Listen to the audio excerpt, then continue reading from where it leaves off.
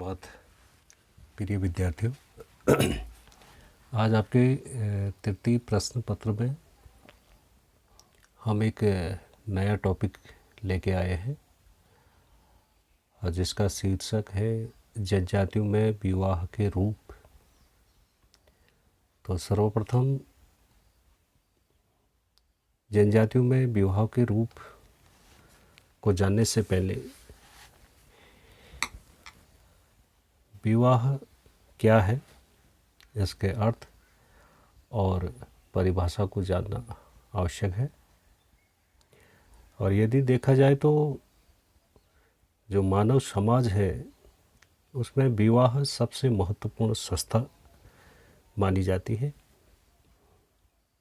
क्योंकि विवाह से न केवल एक परिवार का निर्माण होता है बल्कि जिसके द्वारा व्यक्ति को अपने समाज में एक विशेष सामाजिक स्थिति प्राप्त होती है। लेकिन समाज में कुछ भ्रांतियां भी हैं जिसको हम खेद का विषय भी कह सकते हैं। विवाह इतनी महत्वपूर्ण संस्था होने के बावजूद कुछ लोगों के द्वारा इसको एक मनोरंजक विषय समझ लिया जाता है, अथवा हम ये कह सकते हैं कि इसका संबंध पूर्णतया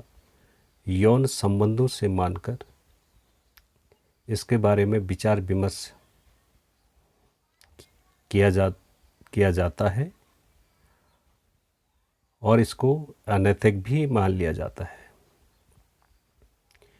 और इस प्रकार की जब समाज में ऐसी प्रवृत्तियां आती है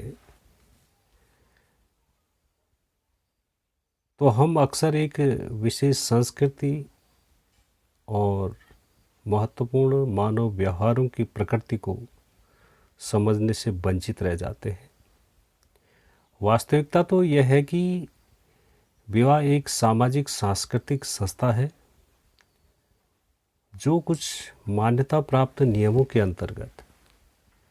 स्त्री पुरुष को यौनिक संतुष्ट के अवसर प्रदान करने के साथ साथ बच्चों के पालन पोषण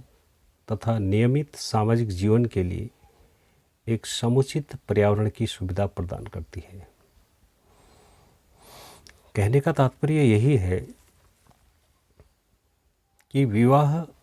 एक सामाजिक सांस्कृतिक संस्था है और जो कुछ मान्यता प्राप्त नियम है उनके अंतर्गत रह के एक स्त्री और पुरुष को यौनिक संतुष्टि के अवसर प्रदान करती है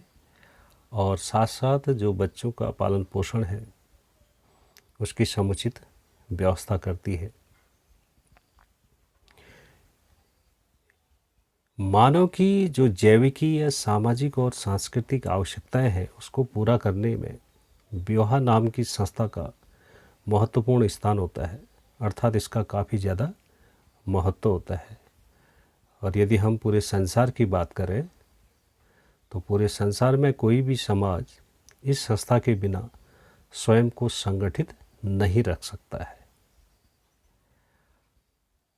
यह संस्था यूरोप और अमेरिका जैसे जो विकसित समाज हैं उनके लिए भी उतनी आवश्यक है जितनी कि अन्य ध्रुव प्रदेशों तथा दूर दूर तक फैले हुए द्वीप समूह में रहने वाली जो जनजातियां हैं उनके लिए भी है। और इस स्थिति से यह आवश्यक हो जाता है कि हम विवाह जैसी संस्था को वैज्ञानिक दृष्टिकोण से समझें और उससे संबंधित विभिन्न जो स्वरूप हैं और रीति रिवाज है उससे हम उसे स्पष्ट करने का प्रयास करें। अब विवाह का अर्थ क्या है और उसकी क्या क्या परिभाषाएं हैं, विभिन्न विद्वानों के द्वारा दी गई परिभाषाओं को आप लोगों को बताया जाएगा। यदि हम साधारण रूप से कहें तो विवाह एक सामाजिक सांस्कृतिक संस्था है जो एक स्त्री पुरुष को कुछ विशेष नियमों के अंतर्गत यौन संबंध स्थापित करने की अनुमति देती है तथा परिवार में व्यक्ति के सामाजिक आर्थिक तथा सांस्कृतिक अधिकारों तथा कर्तव्यों का निर्धारण करती है। एक स्त्री और पुरुष को कुछ नियमों के अंतर्गत रहकर यौन संबंध स्थापित करने की अनुमति देने के साथ साथ परिवार में व्यक्ति के सामाजिक, आर्थिक और सांस्कृतिक अधिकारों तथा कर्तव्यों का निर्धारण भी करती है। अब इसी संदर्भ में वेस्टरमार्क ने विवाह को परिभाषित किया है। अब वो कहते हैं कि विवाह को एक या अधिक पुरुषों का एक या अधिक स्त्रियों के साथ होने वाला वह संबंध है या उसे परिभाषित किया जा सकता है जो प्रथा अथवा कानून के द्वारा मान्यता प्राप्त होता है और जिसमें विवाह से संबंधित दोनों पक्षों और उनसे उत्पन्न होने वाले बच्चों के अधिकारों तथा कर्तव्यों का समावेश होता है। इसी प्रकार से मजुमदार तथा मदान ने भी एक परिभाषा दी है। वो कहते हैं कि विवाह संस्था का संबंध एक विशेष सामाजिक स्वीकृति से है जो साधारणतया कानूनी अथवा धार्मिक संस्कार के रूप में होती है और जो विषम लिंग के दो व्यक्तियों को यौनिक संबंध स्थापित करने तथा उनसे संबंधित सामाजिक और आर्थिक संबंधों का उन्हें अधिकार देती है। तो इस प्रकार से अगले जो विद्वान हैं वो हावेल हैं। हावेल ने विवाह को परिभाषित करते हुए कहा है कि विवाह सामाजिक आदर्श नियमों का एक संकुल है जो विवाहित व्यक्तियों के संबंधों को स्वयं एवं एक दूसरे के प्रति, रक्त संबंधियों के प्रति, नातेदारों तथा समाज के प्रति परिभाषित करता है और उन पर अनेक नियंत्रण लगाता है। अब इन विद्वानों की परिभाषाओं से हम स्पष्ट रूप से कह सकते हैं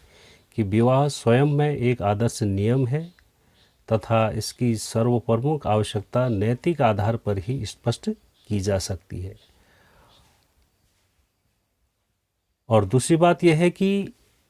विवाह केवल दो व्यक्तियों का ही संबंध नहीं है बल्कि इसके माध्यम से दूसरे बहुत से व्यक्तियों के प्रति एक व्यक्ति के अधिकारों तथा कर्तव्यों को स्पष्ट किया जा सकता है। अब वास्तविकता तो यह है कि विवाह एक जटिल संस्था है जिसे एक या दो परिभाषाओं के द्वारा हम स्पष्ट रूप से नहीं समझ सकते हैं।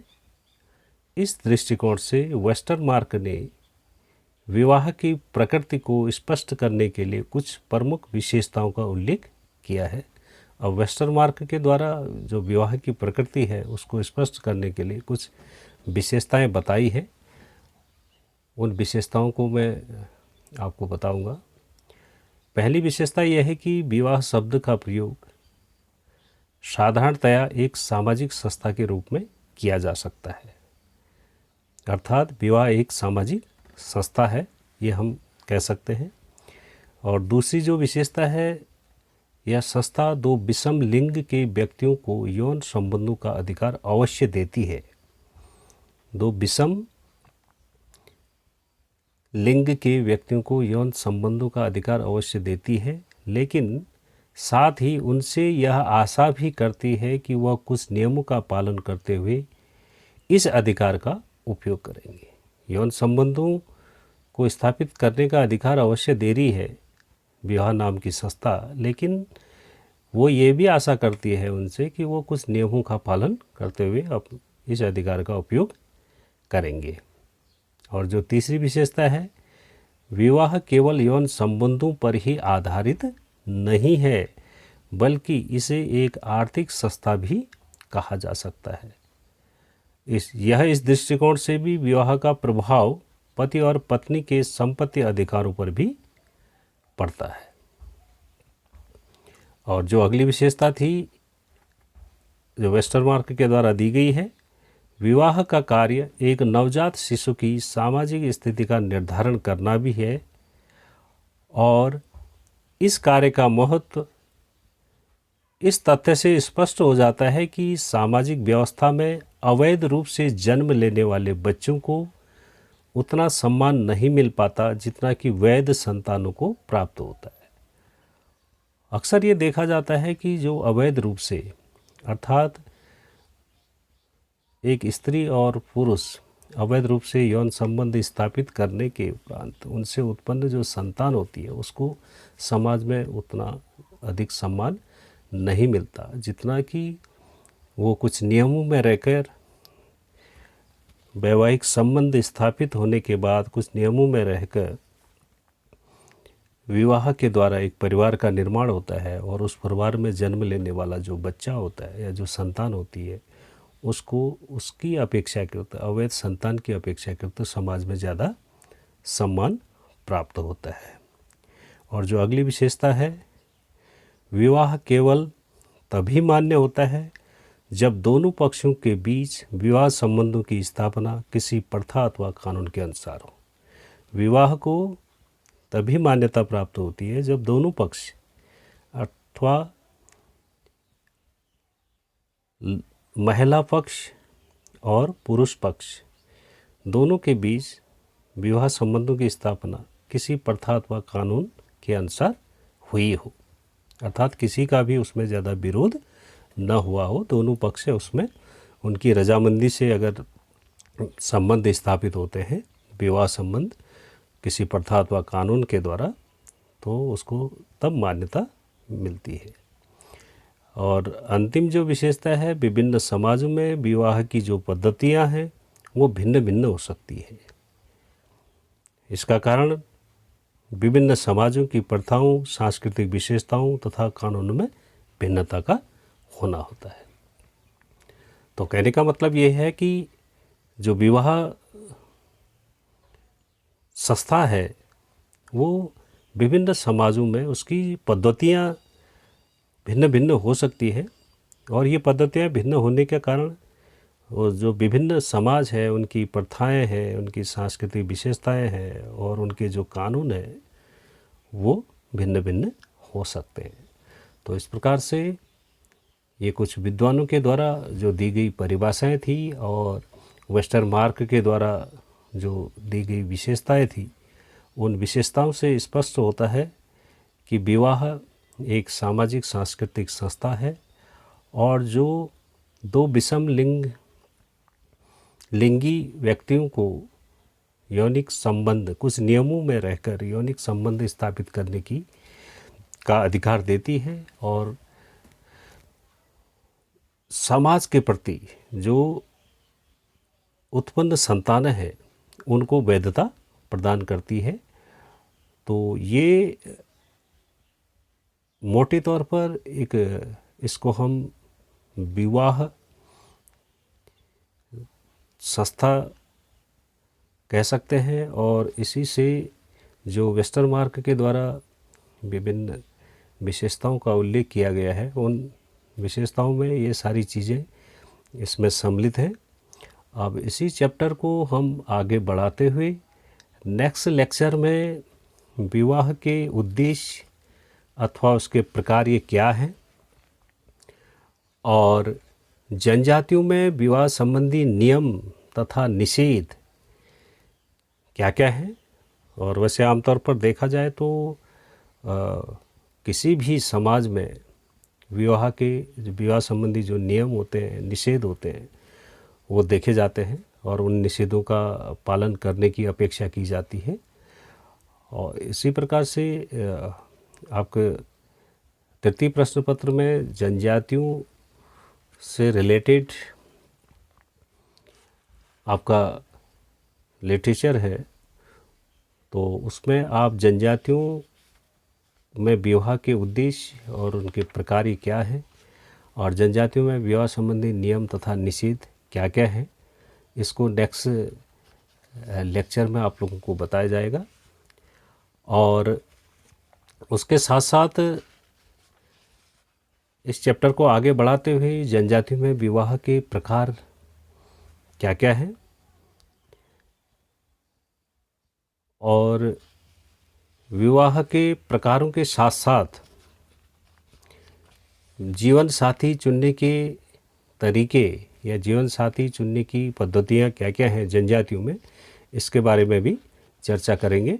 तो आज का लेक्चर यहीं पर समाप्त करते हैं और इसी के साथ